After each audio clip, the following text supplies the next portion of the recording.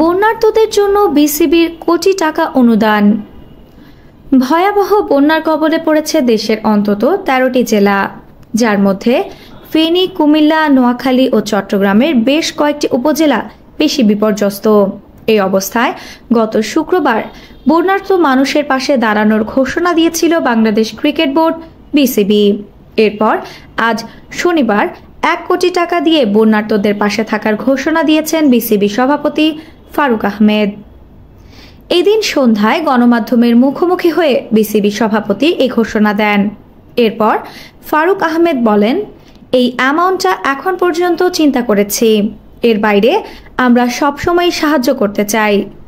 শুরুতে আমরা ১ কোটি টাকা দেওয়ার প্ল্যান করেছি। তিনি আরও বলেন, আপনারা জানেন যে এত বড় বন্যা এসেছে, যার জন্য আমরা সবাই খুবই দুঃখিত। বন্যার পরিস্থিতি খুবই ভয়াবহ। বাংলাদেশ ক্রিকেট বোর্ড সব সময়ের মতোই এবারও বন্যার্তদের পাশে দাঁড়াবে।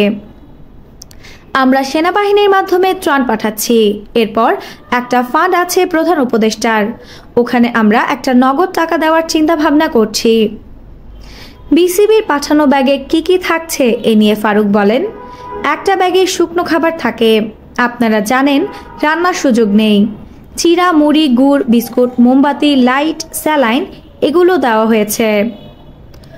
উল্লেখ্য, দুর্যোগ ব্যবস্থাপনা ও ত্রাণ মন্ত্রণালয়ের সচিব মোহাম্মদ কামরুল হাসান জানিয়েছেন, এখন পর্যন্ত বন্যা আক্রান্ত জেলার সংখ্যা ১১টি।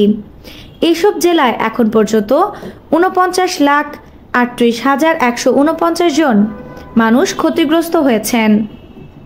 এছাড়া বন্যায় এখন পর্যন্ত মারা গেছেন ১৮ জন।